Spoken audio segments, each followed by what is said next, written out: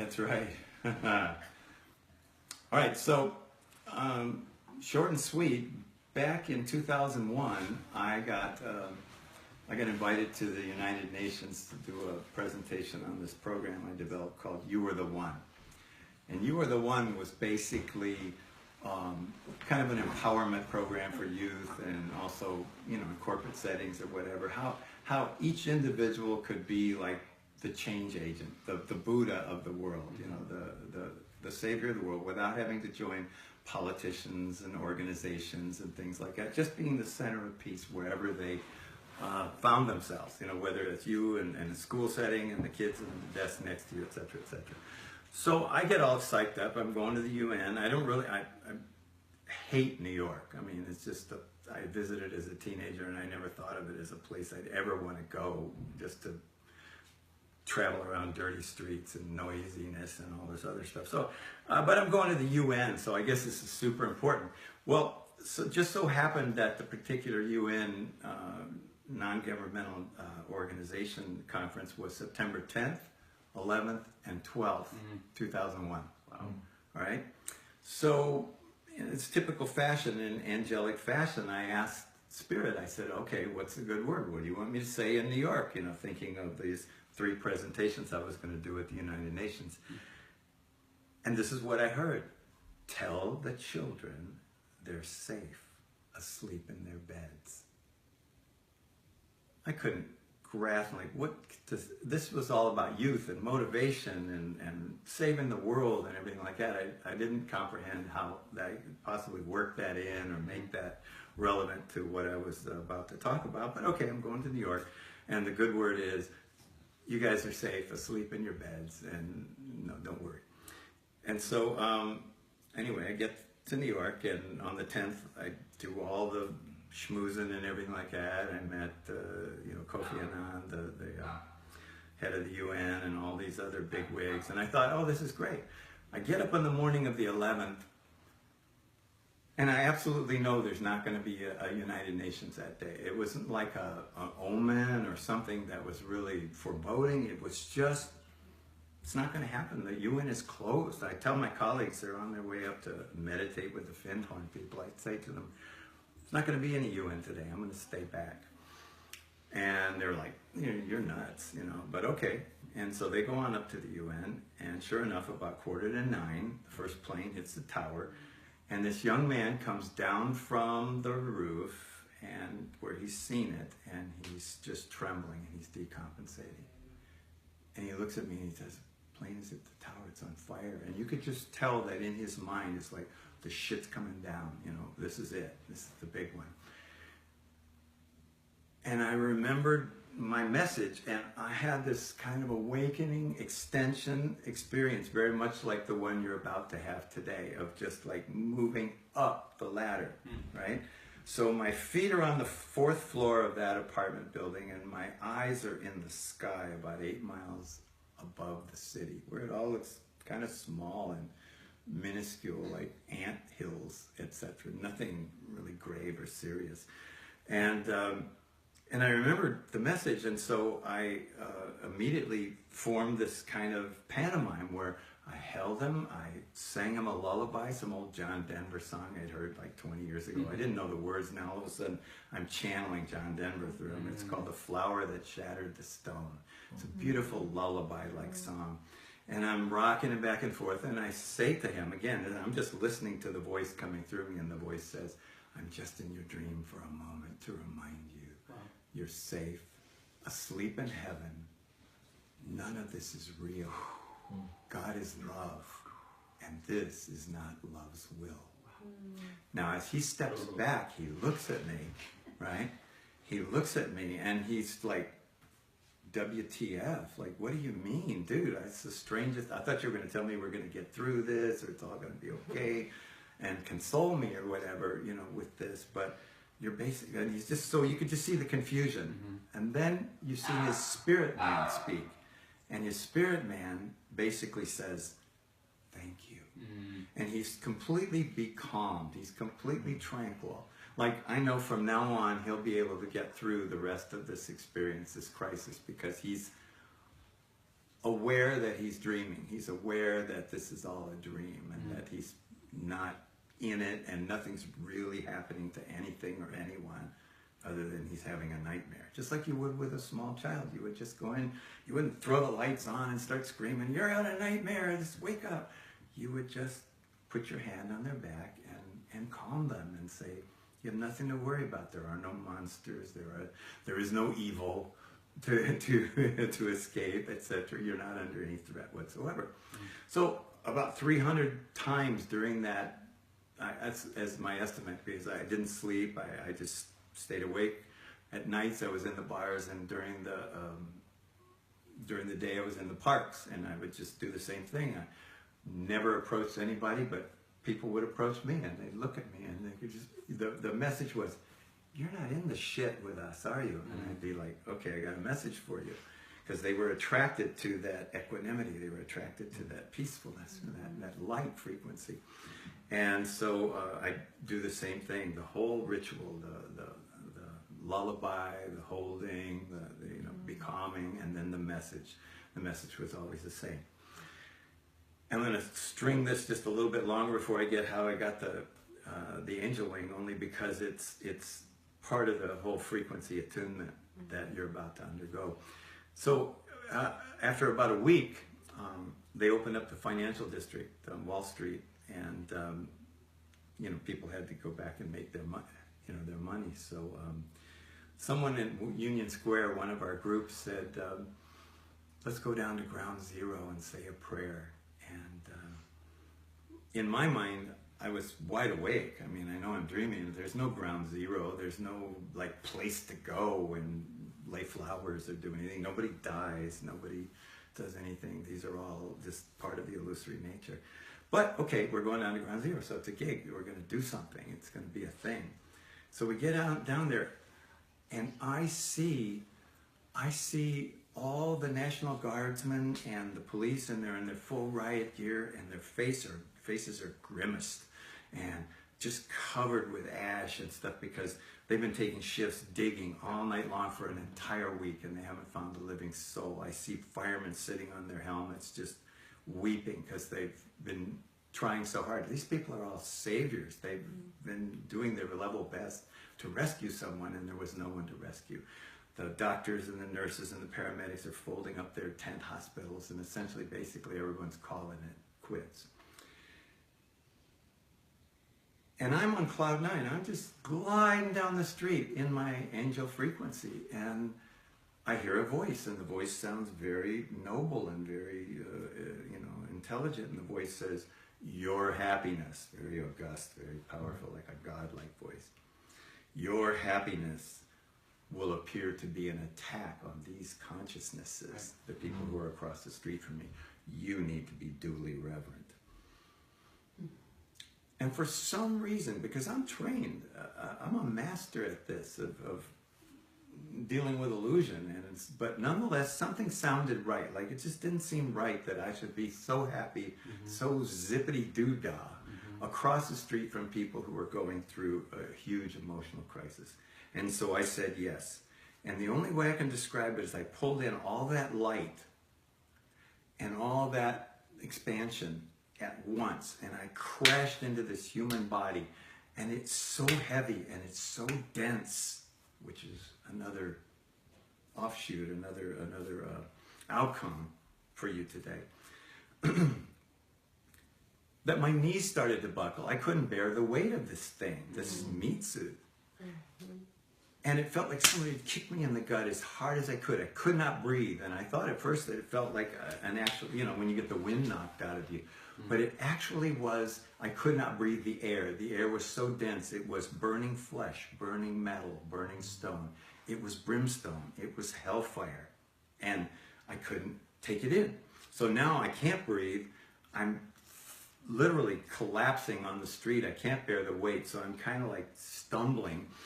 I'm dizzy now all of a sudden, and instead of all these sad sacks across the street from me, now they're completely surrounding me. You know how they show you in the movies when you get dizzy, it's the room spins around you. So now all these sad, terribly troubled faces are surrounding me, and I go, oh my God, I'm in the seventh ring of Dante's Inferno. I'm in the ring of hell, the last hopeless place where you're never going to see the light again.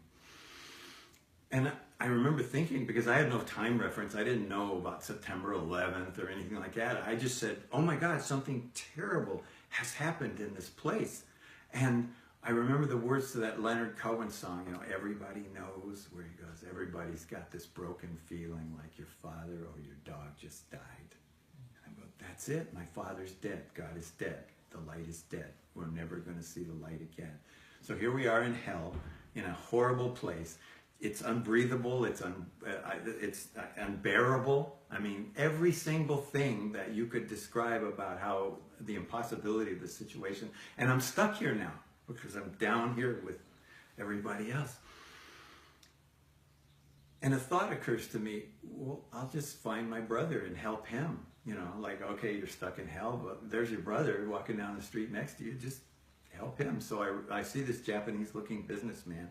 I reach over and I put my hand on his shoulder and I just say to him out loud, how are you doing with this? And he says back without even looking up, he just goes, it's sad, it's so very sad. And his head is kind of shaking, he's not even looking. And so I say to him telepathically, because I'm trained not to argue with my hallucinations, so I say to him telepathically, my brother, I'm just in your dream for a moment to remind you, you're safe, asleep in heaven. None of this is real. God is love, and this is not love's will. Like, well, who am I talking to? In a hologram, I'm just talking to myself. I woke myself up out of hell, completely resurrected, and now I'm back on cloud 9, and I'm gliding down the street, and the first thing that occurs to me is like, watch that first step. It's a doozy. Your identification with your brother's suffering and your false compassion to go move over into his space, which is hellish, isn't helping anybody. You simply go to hell with them, right? And the only redemption is, you know the way out of hell, which is to remind yourself that none of this is real. So, and I think that's fine. Miracle accomplished, back to 8 miles high. And I don't get more than about 5 steps when the same Japanese businessman runs up to me, grabs me by the arm, pulls himself in front of me, looks up to me, and he goes, I can see that you see this is not real.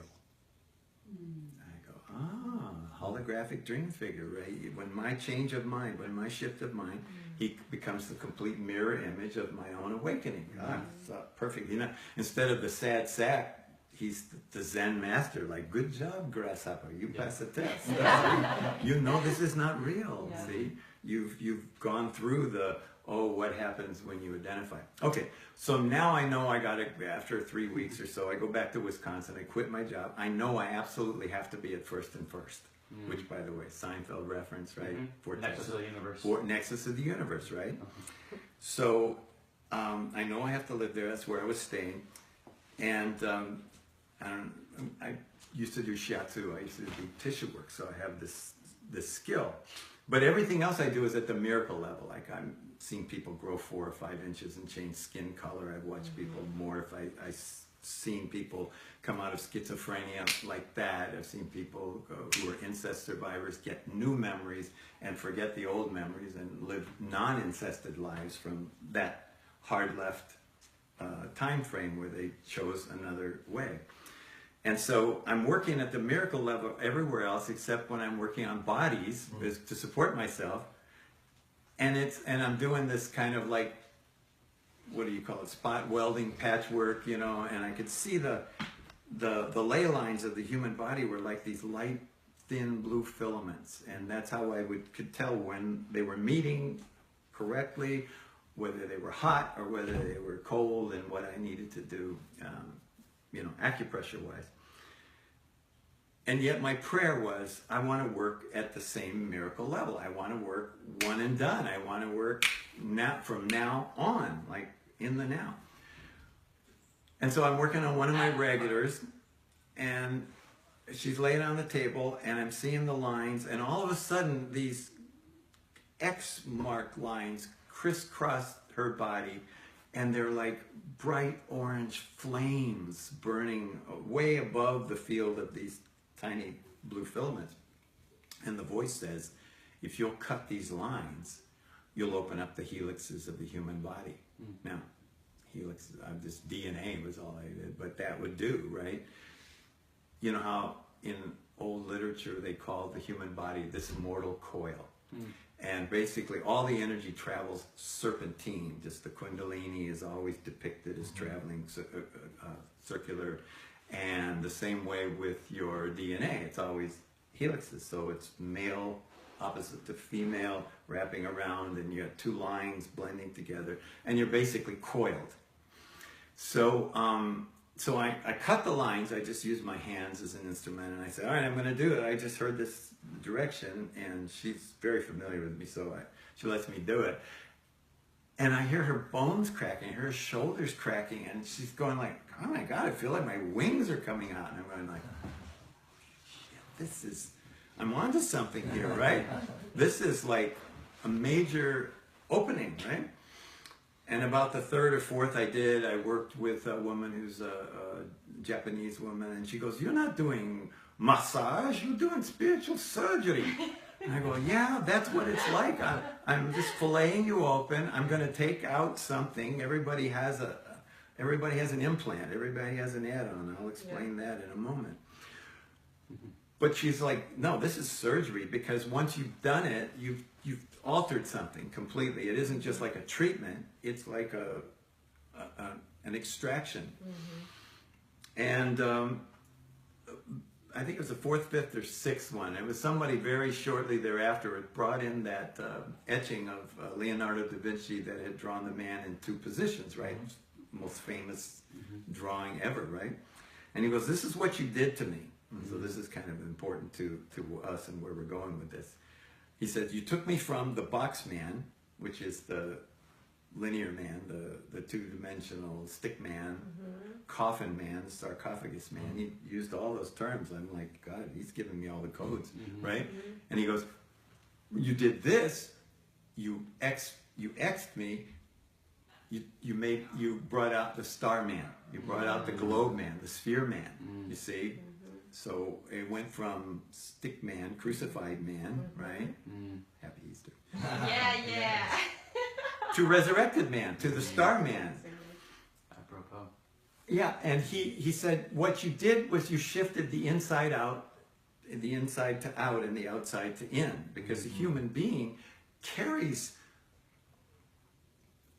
a self-concept, a biological 3D print of themselves as a dimensional figure, and kind of like light trapped within a body. So you've got this little tiny spark of light. They call it the divine spark. I mean, these are all ideations. They're just imaginary, because you've never been in a body. If you're a dream figure, there's nobody in the body that's walking around in your dream world as you. There's nobody in that body. It's a holographic projection. And you're looking through the eyes, and it's an imagination you have from a personal point of view that you're there, but you're really not. You're the whole field. You're the whole universal holofield. But you'd never know that because you're walking around and trapped in a meat suit concept. And you have to like get in a car wreck or take a lot of ayahuasca or a lot of LSD or something to have an out-of-body experience, because of your inversion, your belief. And belief is the key, right? If you believe you're in a body, well, dude, you're in a body. But if you can alter that for just a moment and shift the outside out and the inside in, then you're in the right order, and you can take off the out of order sign. You can take it off because you're no longer out of order. And as a sphere, as a holographic, sphere, you're completely interpenetratable by the entire universal holofield. So the communication is direct. It doesn't have to break through the density of the meat suit. So the component, the intermediate component, the thing that's in the middle of all of this that makes it enduring, is the recognition that every human being, every ego identity carries with it a profound wish to not be. to go into oblivion, to stop the madness, if nothing else, to exit pain, because the human experience is suffering and pain, right? It's the first great truth of the four great truths of Buddhism is human suffering. All humans suffer. So there's like an exit gauge or switch that we all have. And we don't like just take it and commit suicide. You take it like every time you take something seriously, every time you hunker down and you attempt to force something into being or whatever, you have a death experience because you're not in the flow anymore. You're not in the acceptance anymore. You're not in complete embrace anymore. You've gone into opposition. You've gone into war. And so you've lost your peace, you've just thrown it away, and you're all triggered and activated that way. So this thing, when we go to do this ritual, we do this pantomime, begins to actually aggregate in your left side. Don't ask me how or why, but when I went looking for it in the body, everyone I went looking for it, there it was. It's like a dark crystal. It's like a black shard, like a thorn in your side. And it's that thing that attracts all your negative thoughts and collects them, and it sort of uses them against you whenever you're hitting your peak of joy, right? Then old Darth Vader goes and pulls. I just saw one of the latest Star Wars, right? It's like old Darth is down there going, "But what about this? And do you remember what you did when you were 10?" And, it's like, I remember I used to ask kids. I go like, "Do you remember whatever you did that you deserve to die?" Some kind of religion thing. Like you deserve to suffer and die. And they go, "No, because nobody ever did anything that deserved that. They're not guilty." But I said, but here's what Darth said. Darth said, "It doesn't matter. You did it. See, it doesn't matter what it was. Whatever it was, you did it. You're responsible, and that's why you have to come off of cloud nine. You have to suffer. You have to die, and you have to live in an isolation in these body packages, which is terminal solitude. It's terminal loneliness because you're basically always having to reach out in order to have union with anything, right? You're not walking around in union. You're to connect, right? Call somebody, text somebody, do something to connect. We're going to shift all of that. We're going to just literally flip that switch. But death has to go. So in our extraction phase, we've created a pantomime for that, in which you get to bring all your intention, all of your willpower into one place. So when you lay down on the table, you're going to resurrect your will in the most powerful fashion possible, because here are the three gates we have to pass in order to do this. And this is why people who get baptized in their religion or go to a transformational weekend or even these ayahuasca ceremonies and everything like that, people go and they do these rituals, and then they find they have to do it again and go to another one and go to another one. And I remember I did angel wings on all the rebirthing community in Southern Europe, in Spain when I was there, and they were telling me how it's like 10 sessions minimum. So it's rebirth, right? When you're rebirth, you're reborn. You're reborn. When does it stop, right? Right? So I showed them how to short circuit that process. The three gates you have to pass through in order for this to be an enduring effect is, number one, you have to do it with another. And that's always been the problem. We usually go to these gates as ourselves, by ourselves, or on our own. And we attempt to do this by ourselves. And the whole purpose of awakening is to recognize that your brother is yourself, that anyone will do, but any two have to do this. You can't do it alone. Trying to do it alone is circling the drain. You never get anywhere. The second gate you have to pass is you have to do it with your whole heart. You have to do it with all your force of will. And no one on this planet is walking around, outside of a few angels, or walking around wholeheartedly. You're ambivalent about everything. You know, you're like, yeah. I don't know about. Then the other thing comes in and kicks in, and you don't go anywhere. So, with another, with your whole heart, and it has to be in the one defining direction that love would have you go. And the only place that love would have you go is straight up, straight, like head above the clouds. Get some perspective on this thing. You've got to get out of the container of space-time, because you can't solve the problem at the same level that you're creating the problem. You're creating it in space-time. You have to solve it in eternity. You have to solve it in timelessness, because then the solution is quite simple. I am. And then you just leave the rest of the ship to take care of itself, and it'll take care of you. So it's like a rebirth into an eternal present moment, and you will have access to it the same way all my angels have access to it. You put your hand on your belly, you take a deep breath, and you remember your rebirth experience. There was, in this case, more than one there with you when you were reborn. You made a choice. You made a choice that love would have you make, which has all the power and the force of the only energy in the entire universe. That's why there aren't dual energies. There's only love. Everything's love. Love would have you one. And you simply go back to your rebirth moment. Whatever you've been doing, whatever shenanigans you've been pulling, whatever patterns you've been repeating, you just, and you go right back to this present moment where your slate's clean, and you begin again, okay? Brand new, and the past is gone. And you've severed the past because you've lost your relationship with death. You've lost your relationship with termination. You've lost your relationship with endings. So if the moment can stay eternal, and it can be brought back eternally, because the past is gone. And you have to move past the past powerfully in order to get escape velocity, in order to not just be dragged right back into all past repetitions and experiences of pattern repetition.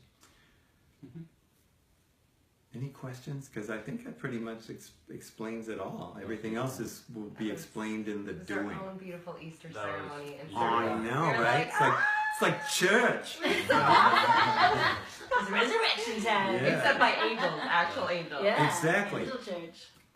And one of the other sort of Love religion. depictions that you'll get as an angel is you spend more time waiting. And by waiting, not like in anticipation, but just waiting for the call. You will tend to be less motivated just to do shit, just to get it done, or to improve yourself, or fix something, because it ain't broken.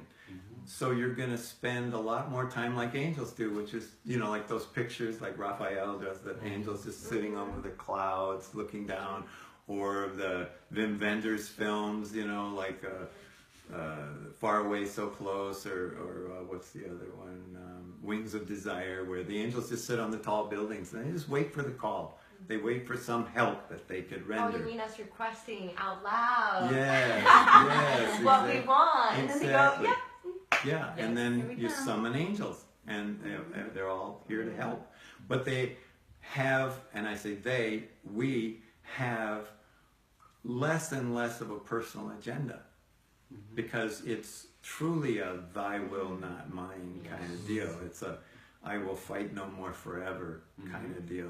I've given up the struggle. I've given up trying to make something that isn't happening happen, or to try to change something that I don't like that's happening. I simply embrace and let it move through me.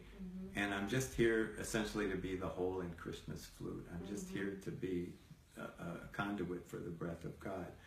That way I'm clean, and I don't create a lot of havoc around me when I go after my own personal agenda. So that's probably the sort of marker you have available to you, if you'll just be in that surrendered state, in that falling back kind of state.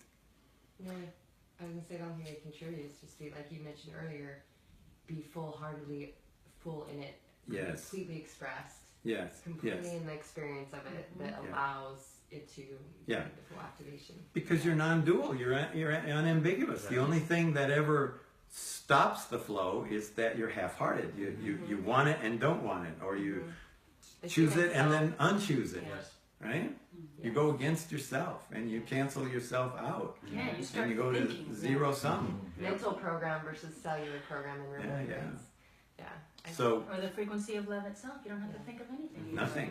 It is love. Nothing. You're just an observer passing through, and you'll be significant in your own life and in your lives of your children and your beloveds, but only because you're trouble-free, only because you're not bringing in your own garbage to confuse or muddy the situation.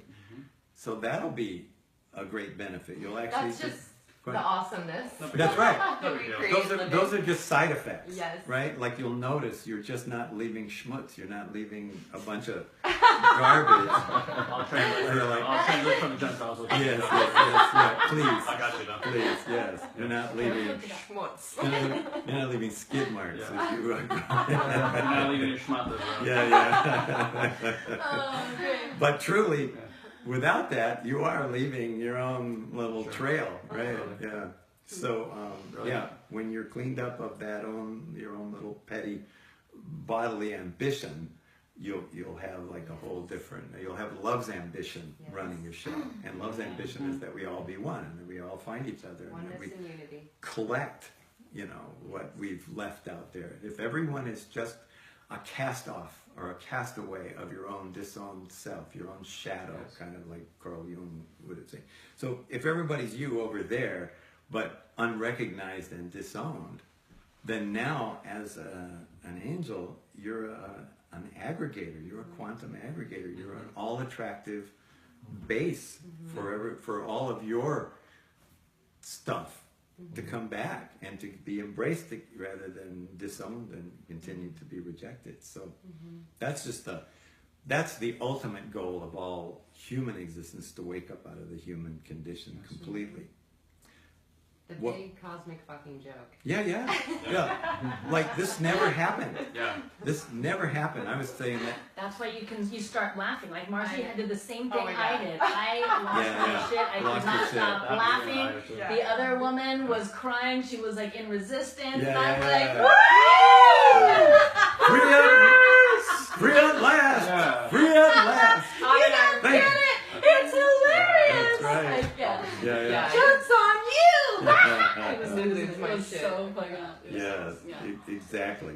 May I request Oh, please. something now, since we have the camera rolling and everyone paying attention? Would you please go through the three 3 instructions. post-op? Good. 3 post-op instructions. Because I kept being asked, like, how do you sustain this? And I go, well, it's pretty much self-sustaining, but there are 3 keys. The first one is protect the baby for 3 days. And the baby refers to sort of like your profound, completely liberated innocence. Yeah. Because as long as you're dealing good and evil down here, the 2 wolves, like the Native Americans described, like battling it out down here, then innocence can't reside anywhere, because it's always a fight between good and evil, between the right and the wrong. I remember Rumi's poem, right? Out beyond right action and wrong action, there's a field. I'll meet you there. That you have to move past that duality. Well, getting rid of old Darth Vader, is essential.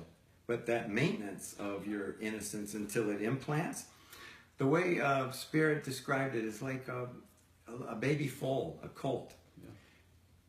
The mother is completely vigilant for days until she gets her legs, until she's on the ground and she has her legs underneath it. She's always nudging the foal to its legs. And in that way, for the next 3 days, you're going to be your own mother. You're going to mother your own perfect innocence, which now has moved into the center of your solar plexus, or like I like to describe the middle of the middle of the middle of whatever the hell you think you are. Okay? If you're a star in heaven, in the middle of that star is its greatest potency. All right?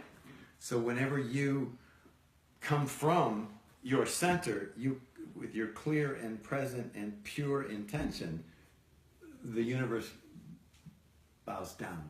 It falls over because the innocent one, the Christ, has appeared. Mm-hmm. So depending on the religion of the people, sometimes I'll call it little baby Jesus, whatever it is, but it's like a baby, it's like an infant, it's like it hasn't quite implanted yet, it hasn't quite taken up residence. And so it appears frail, even though it's the most powerful force in all the universe, and literally is the fearless state. But for 3 days, just stay internal. Do the best you can to stay with child. I've sent people back to Wall Street brokerage houses, so it doesn't mean that you have to like confine yourself or go into retreat or hermitage of any kind. But wherever you are, you have to be baby focused. You have to be center focused. You have to be, this is all about my rebirth self. It's part of gaining that liftoff and that escape velocity is to focus exactly on what my innocent intention would be, what my pure, I don't know, I just got here intention would be.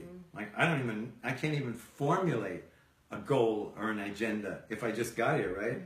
Am I hungry? I don't even know I'm human in some ways, right? Many people forget their names, they forget how to get dressed, Yeah. get in the car, they don't know how to drive. Yeah. Yeah. If there's no remembrance of a past Innocence. experience or story or attachment Exactly. or expectation. Remember that show Quantum Leap? I was gonna say it's like a quantum It's paradox. Quantum Leap.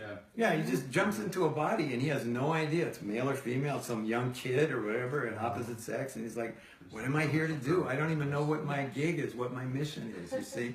You're kind of in that state, and you want to allow that state because that allows the decoupling of your chain of events, your past storyline, allows it to terminate and end and say, on this particular day, I took a hard left. I ended my endless treadmill through time. The death cycle. My hamster wheel, Yeah. right? My Exactly. killing time until I dropped dead. The second instruction, and the most powerful one, and the one that probably extends past the 3 days, but is really significant for the first 3 days, is no more storytelling. Because your story is your link to the past, and you telling it. Again, I'm going to use Jesus since we're on a Easter kick today. Easter kick, right? And if I attributed this to the Easter Bunny, no one's going to take me at face value.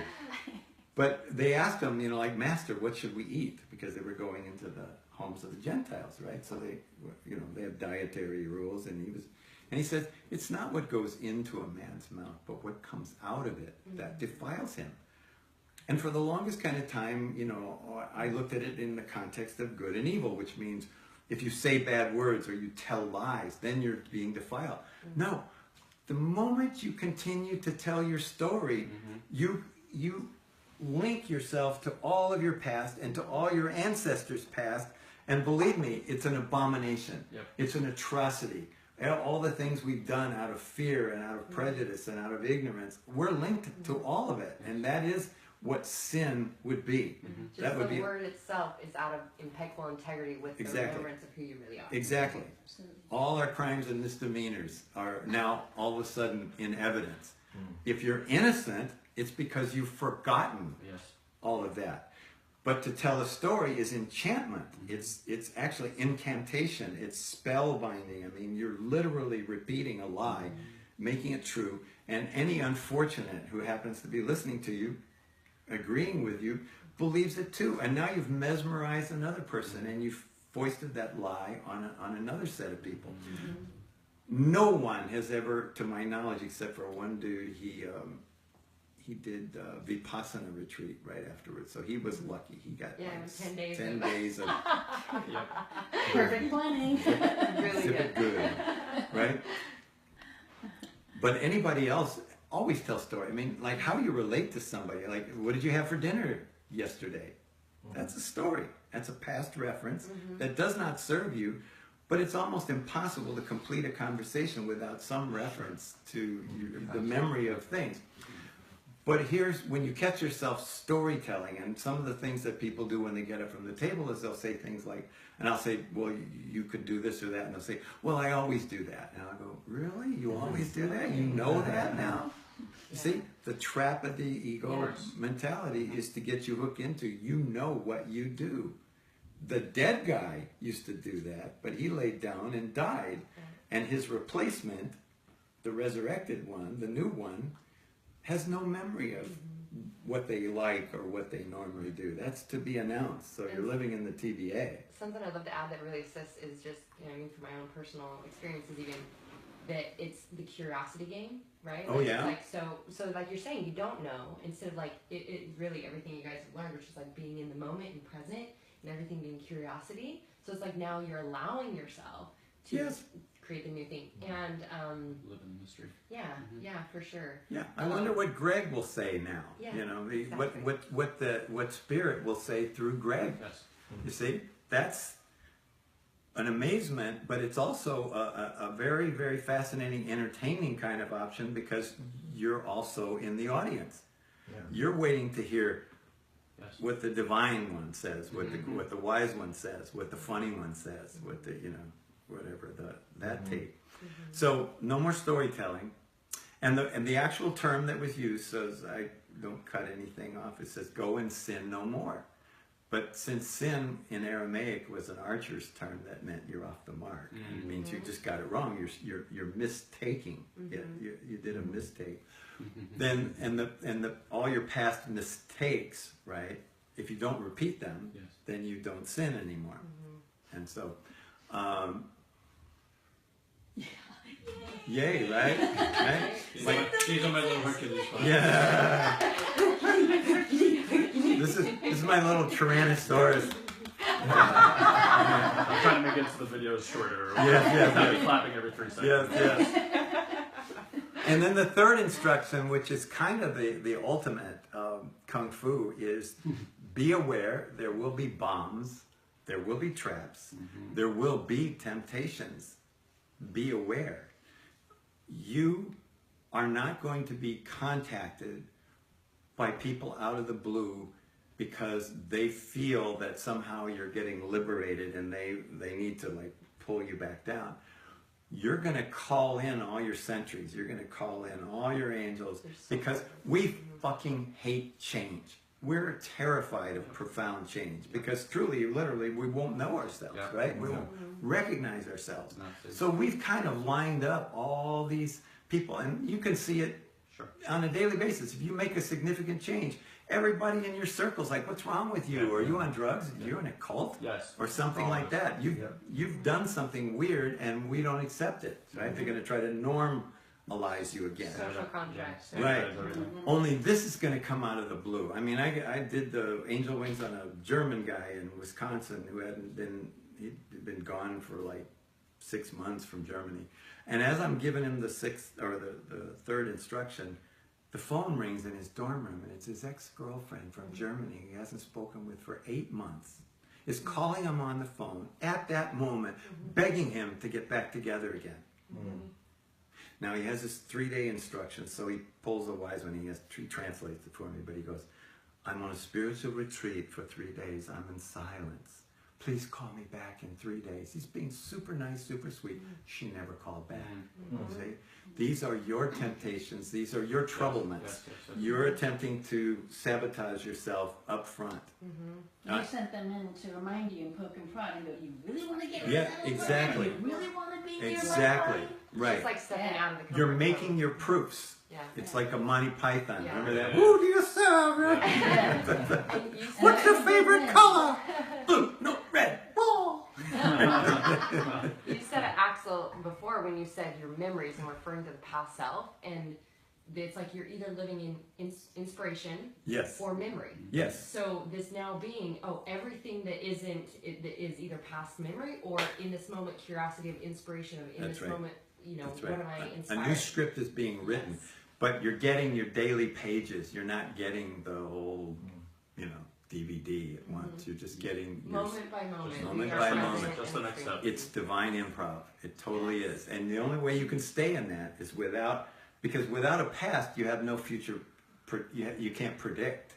See, so now your future is wide open. Yay. Your present is completely wide open because without a past, nothing is programming what you expect in that moment, Yeah. which opens up the whole field of unlimited possibility, which is where you want Preach to to the live. choir, brother. Yeah, yeah, Yeah. That's exactly. why you're here. You guys are ready. Well, for that's this. it. Yes. Already there. Yeah, we just need to Just tune the a dial like a Yeah. couple of Tune degrees, away. right? Yeah. Be aware that your roundness will have its own physical consequence. Sure. And I remember the guy in Spain who didn't speak any English, and I worked with a translator, and I said to, after he got his angel wings, and we said, get dressed. I told him, get dressed, through her. And we went outside and we were talking, and he doesn't come out for like 25 minutes. I'm looking at my watch, I'm going, we better go in. And I knocked on that door, and he's standing there in front of his pair of pants. Yes. And he's looking at these pants, So and you could see the confusion in his mind, like, how do I get all this enormity and all this sphere, How many wigs fit in there? Yeah. down those two holes? He can't work the geometry, and he's like standing. So And then we came in and we go like, dress the doll, dress the puppet, Yeah. and he's just got it immediately. Oh well, that's not a problem. That works geometrically. The other one does not work. Yeah. So that's a factor that you will also find when you go downstairs. I've had angels step out over staircases just because they again have more of a sense of self-presence in as a globe that has lighter than air. Angels have suspension, whereas human beings sort of step up from the earth. When you're on your vertical, you're actually supported. So you have much more in common with a marionette than you do with a muggle, with a Trojan.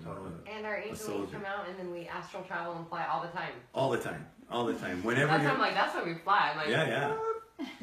When you're not really trying, just like. guys, Hercules copy. I'm so I know, excited.